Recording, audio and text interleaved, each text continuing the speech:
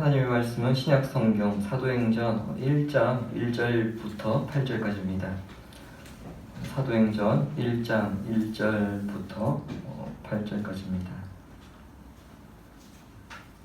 교독에서 읽도록 하겠습니다.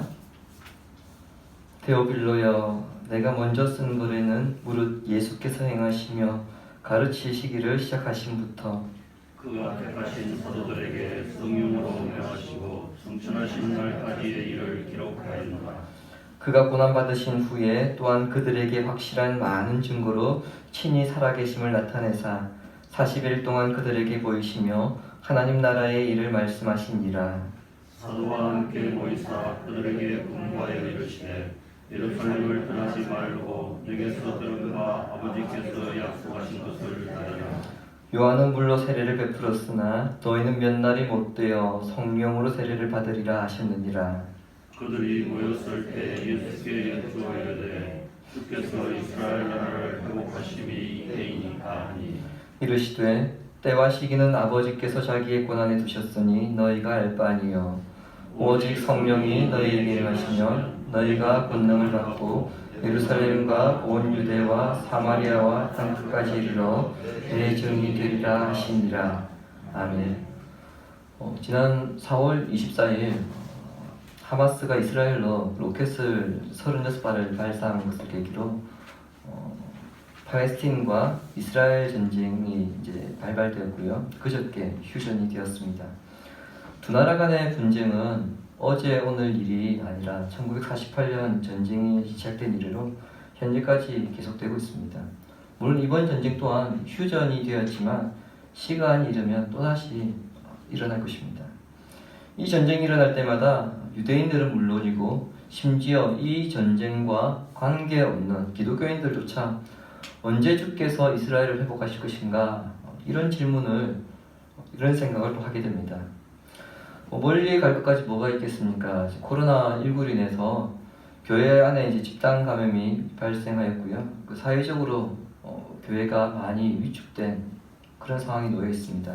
하지만 교회는 21세기 접어들면서부터 급격하게 세속화되면서 세상에서 많이 위축되어 왔던 것이 사실입니다. 코로나 때문에 약화된 것이 아니고요. 이미 그 전부터 우리가 많이 위축되어 있었습니다. 교회는 그리스도인들을 영적 이스라엘로 가르쳐왔기 때문에 자연스럽게 이런 위기 앞에서 본문의 말씀을 대할 때마다 주께서 주께서 성도를 언제 회복시킬 것인가 이런 생각을 하게 됩니다. 그러나 성경은 국가의 회복이나 교회의 회복의 시기를 논하기 전에 회복의 근원을 생각하라고 우리에게 그렇게 말씀합니다. 다르게 말씀드리자면 회복의 근원을 알지 못한 채 인간의 노력으로 국가의 평화를 가져오거나 교회의 회복을 가져온다는 것은 불가능이라는 뜻입니다. 오늘은 성령 강림주일입니다. 교회 절기 가운데 중요한 세 절기가 있죠. 성탄절과 부활주일 그리고 성령 강림주일입니다. 성령 강림주일은 유대력으로는 오순절 그리고 맥추절에 해당됩니다. 예수님께서 6월절에 고난을 받아 십자가에 죽으셨는데 그 6월절로부터 50일째가 된다고 해서 오순절이라고 그렇게 이야기하고요. 이때가 유대 사회에서는 밀을 추수하기 때문에 우리는 보리맥을 써서 맥추절이라고 그렇게 우리가 부릅니다. 또 그때가 수확의 시기이기 때문에 초실절이라고도 말합니다. 한국교회는 대체적으로 성탄절과 부활주일, 맥추감사주일 그리고 추수감사주일을 중요한 교회의 절기를 지키는 반면에 성령 강림주일을 등한시하는 면이 많았습니다. 이것은 성령님에 대한 신학적인 오해로 인해서 교회 내에 일어난 문제들 때문이기도 했고요. 구약에서는 야훼 하나님, 신약에서는 예수 그리스도가 강조되다 보니까 자연스럽게 성령님에 대한 중요성이 약화된 것이 또 두 번째 이유이기도 합니다. 정말 문제는 성령님의 중요성이 약화되다 보니까 교회의 회복 그리고 가정과 성도 개인의 회복이 일어나지 못하고 있다는 점입니다. 그러므로 오늘 본문을 통하여서 성령님의 중요성을 다시 상기하며 이를 통하여서 오늘 우리들의 문제에 근본적인 해결을 찾는 귀한 시간이 되기를 바랍니다. 본문이 기록된 사도행전에는 교회의 탄생과 그리고 교회의 성장에 관한 이야기가 기록되어 있습니다. 그 이야기들을 읽다 보면은 놀라운 사실을 한 가지 발견하게 됩니다. 그것은 사도행전에 등장하는 여러 교회들이 오늘날 존재하는 교회들과 비교했을 때에 조직이나 행정, 성도들의 그 성경 수준이나 또한 재정적인 부분에 있어서 그 어느 것도 하나 나은 것이 없다는 사실입니다. 혹시 여러분 교회 성장학이라고 들어보셨습니까? 신학의 분과 가운데에 교회 성장학이라고 하는 전공이 있습니다. 말 그대로 교회를 어떻게 성장시킬 것인가 이것을 연구하는 학문입니다. 교회를 어떻게 세우며 새가족을 어떻게 관리, 운영할 것인가, 소그룹을 어떻게 운영할 것인가, 전도를 어떻게 할 것이며 설교를 어떻게 할 것인가, 이런 주제들을 학문적으로 접근하는 분야가 교회 성장학입니다. 그만큼 교회 성장에 관한 학문들이 체계적으로 정립이 되었고요. 그에 따른 박사학위 소지자들도 많이 배출되었습니다. 자, 이런 주제를 공부하면 여러분 교회가 금방 1000명, 2000명 될 것 같고 성장할 것 같다는 그런 생각이 들지 않습니까? 소위 교회 성장학을 공부한 전문가가 많아질수록 그에 따라 그 대형 교회도 기하급수적으로 많아질 것 같지 않습니까? 하지만 교회 역사를 되짚어 볼 때에 교회가 부흥하고 성장하며 또 대형 교회가 출현하는 데 있어 교회 성장학이라고 하는 학문이 그 어떤 길을 제시한 것은 아니었습니다. 단적인 예로 우리 한국 역사에 좋은 하나의 사례가 있습니다. 혹시 여러분 1907년에 평양에서 어떤 일이 일어난지 아십니까? 평양 대부흥운동이 일어났습니다. 3일 동안 3,000명이 넘는 세례자들이 나타났죠. 여러분 그 평양 대부흥운동이 일어날 때에 교회 성장하기 기한 것은 아무것도 없었다는 겁니다. 사도행전 8장 4절에서부터 8절을 보시면은 빌립 집사가 이제 사마리아 성으로 가서 그들에게 복음을 전파하였고 그때 그곳에 복음의 능력이 나타났으며 그 사마리아 성에 기쁨이 가득하였다. 성경은 우리에게 이렇게 증언하고 있습니다. 여러분 이 장면을 머릿속에 떠올려 보시면서 이렇게 한번 가정해 보십시오. 신학교수 3사람이 앉아있고 그 앞에 빌립 집사가 지금 인터뷰를 하기 위해 앉아 있습니다. 그것을 가정하고 이제 신학교수가 빌립 집사에게 질문을 던집니다. 어떻게 사마리아로 가게 되었습니까? 자, 이 질문에 빌립 집사의 대답입니다. 사실은 제가 가려고 해서 간 것은 아니고요.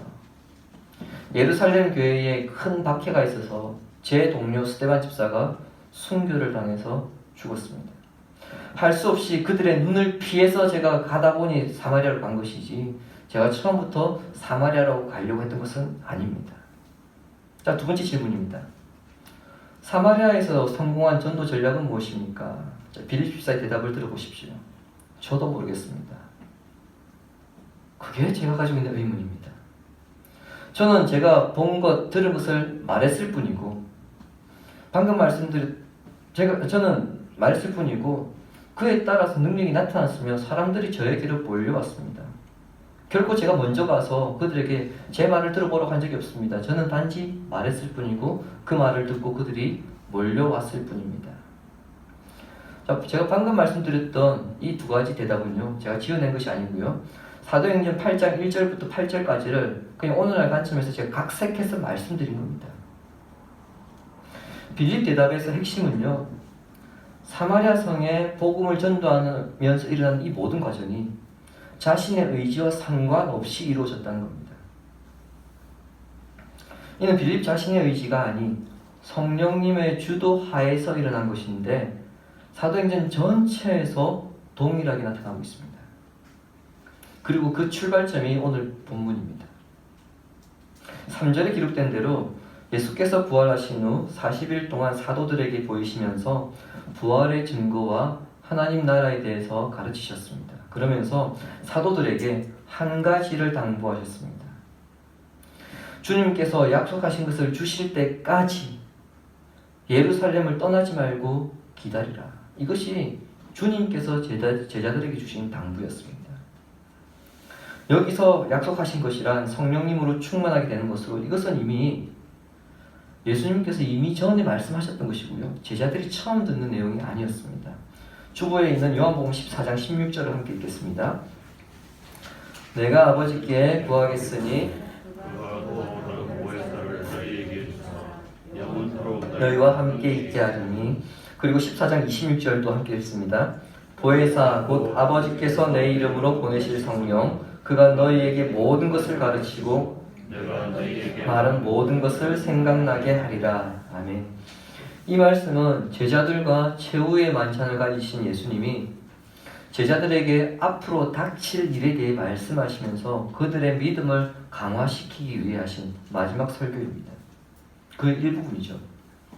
자, 몇 시간 후면 이제 예수님께서 십자가에서 피를 흘리시며 돌아가시게 됩니다. 그 마지막 순간에 우리 주님께서 제자들에게 유언과 같이 남기신 말씀이 무엇이냐? 성령을 보내주시겠다는 겁니다. 그리고 부활하신 주님은 이 땅에서 모든 사역과 사명을 다 마치시고 하나님 우편으로 돌아가야 하는 그 순간을 앞두고 있고요. 제자들은 성령께서 오시는 날까지 이제 기다리는 일이 남았습니다. 문제는요, 주님께서 승천을 앞두고 있는 바로 이 순간까지도 제자들이 이 말씀을 온전히 이해하지 못하고 있다는 데 있습니다. 그래서 질문한 것이 6절입니다. 주님, 이스라엘 왕국을 회복하실 때가 지금입니까? 이 질문은 제자들뿐 아니라 유대인 모두가 궁금해하였던 문제였습니다. 1000년 전 우리의 조상 다윗 왕과 솔로몬 왕 때 누렸던 그 찬란한 영광을 우리가 다시 누릴 수 있겠습니까? 이 질문입니다. 예수님은 공생의 3년 동안에 다윗과 솔로몬이 누렸던 그 영광을 말씀하신 것이 아니고요. 하나님 나라에 대해서 말씀하셨는데 제자들은 여전히 그 1000년 전에 찬란하게 누렸던 그 영광, 그것을 그리워하면서 그 영광이 회복되기를 기다리고 있는 중에 있습니다. 자, 이것을 통해서 우리는 주님의 뜻과 제자들의 생각이 여전히 일치하지 않고 있다는 것을 우리는 알게 되어지죠. 그 순간 주님의 대답은 7절의 말씀처럼 그때는 아버지께 있으니 너희 알 바가 아니라고 그렇게 말씀합니다. 무슨 말입니까? 이스라엘의 영광이 언제 회복될 것인가? 너희들이 언제 로마로부터 해방될 것인가? 이것은 너희들이 신경 쓸 문제 아니라는 겁니다.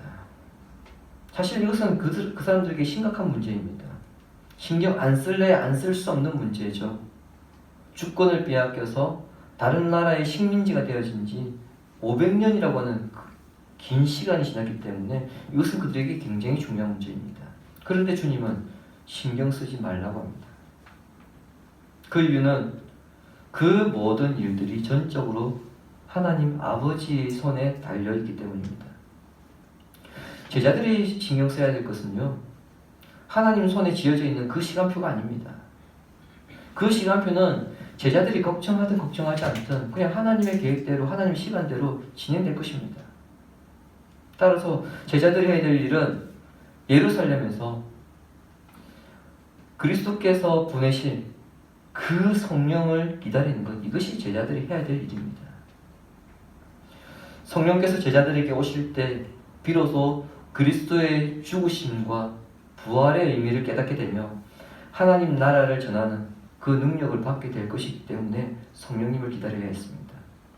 그 능력을 받아야 제자들은 주께서 자신을 부르신 목적대로 그 사명을 이행할 수 있는 것입니다. 자, 이것을 통해 강조되는 것은 하나님 나라의 일은 경험으로만 되는 것이 아니라는 겁니다. 자, 본문 8절 함께 읽겠습니다. 오직 성령이 너희에게 임하시면 너희가 권능을 받고 예루살렘과 온 유대와 아멘. 제가 앞서 제자들은 예수님의 죽으심과 부활을 경험했다고 말씀드렸습니다. 예수님의 죽으심을 제자들이 보았을 때에 그들의 두려움은 극에 달했습니다.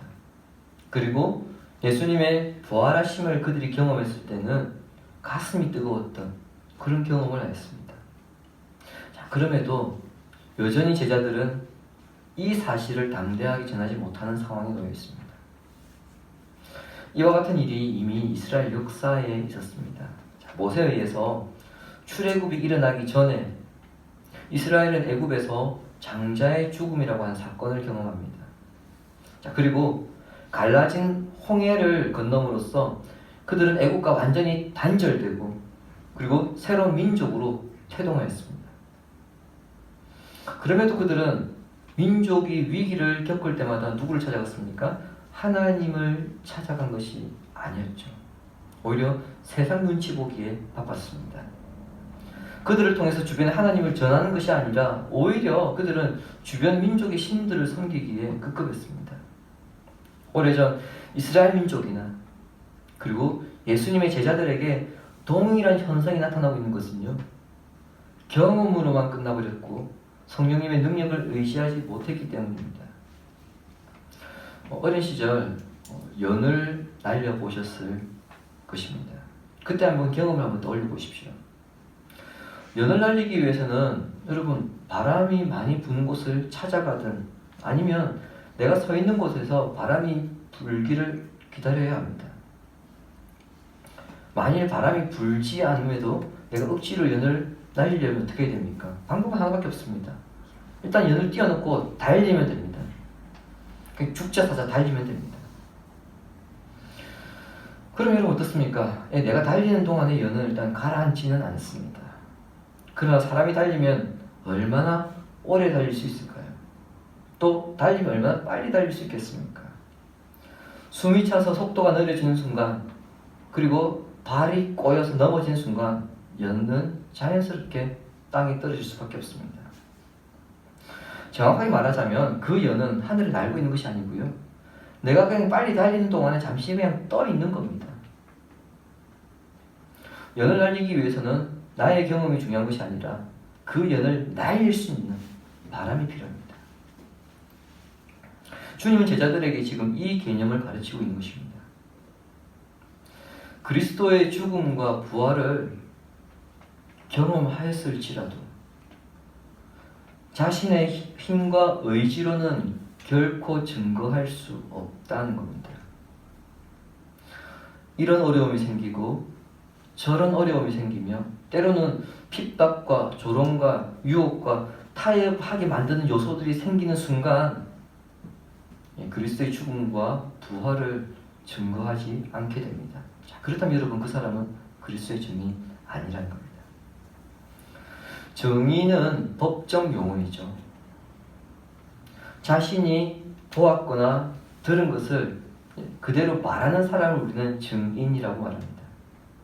그러므로 여러분 증인이 법정에서 증언을 할 때는 1인칭입니다.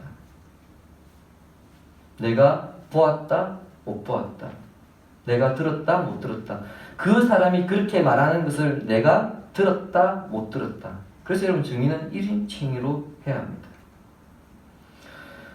한편으로 증인이 재판에 출석하여서 증인석에서 위증을 하지 않기 위해서는요, 때로는 증인을 회유하려는 그 유혹을 이겨내야 하고요, 증인을 협박하려는 그 두려움을 이겨내야 합니다.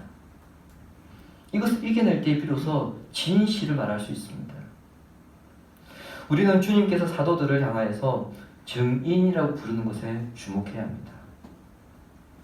사도들은 앞으로 그들이 살아가는 세상이라고 하는 법정에 출두하게 될 겁니다.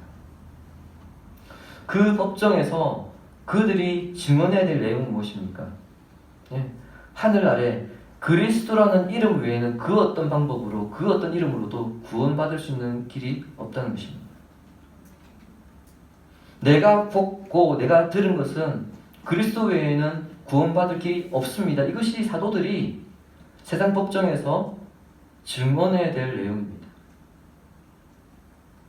이를 증언하는 과정에서 때로는 협박이 있을 수 있겠죠.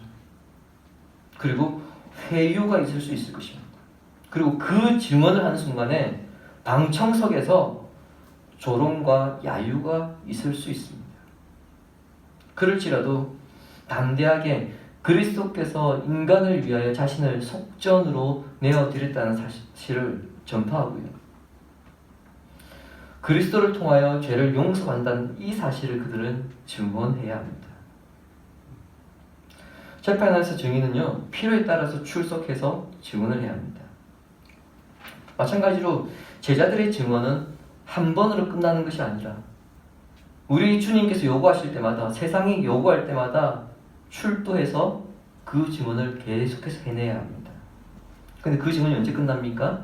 주님 부르시는 그날까지 계속 되어집니다. 따라서 그날까지 계속되는 위협과 유혹을 이겨낸다는 것, 여러분 여간 어려운 일이 아닙니다. 한 번은 부인할 수 있고요. 또 한 번은 아니라고 단호하게 말할 수 있습니다. 그런데 그것이 한 번이 아니라 계속해서 그 타협의 손을 뿌리친다는 것, 그 위협의 손길을 뿌리친다는 것, 이것은 여러분 결코 쉬운 일이 아닙니다. 그러므로 그 증인의 삶을 끝까지 완수하기 위해서는 자신의 힘으로는 불가능하고요. 성령께서 증언할 능력을 주셔야, 그것을 받아야 그 증언을 계속해 나갈 수 있습니다. 우리가 주의해야 할 것은 성령께서 주시는 능력에 대해서 이야기할 때에 일반적으로 잘못된 방향에서 이해하고 접근하는 경우가 많다는 겁니다. 사도행전 2장에는 오순절 성령 강림 사건이 일어납니다. 하늘에서 불의 혀처럼 갈라진 것들이 각 사람에게 임하죠. 그리고 각 사람이 그 능력을 받아서 각자의 방언으로 이야기합니다. 서로 다른 방언으로 이야기합니다. 그리고 그 뒤에 어떻습니까? 베드로가 설교했더니 그날에 3,000명이 회개하여서 세례를 받는 일이 벌어집니다. 근데 여러분, 이런 일들은 지극히 드문 일입니다. 여러분들 가운데에 신앙생활 하시면서 조금 전에 말씀드린 이 두 가지 중에서 하나라도 경험하지 못한 분들이 더 많으실 겁니다.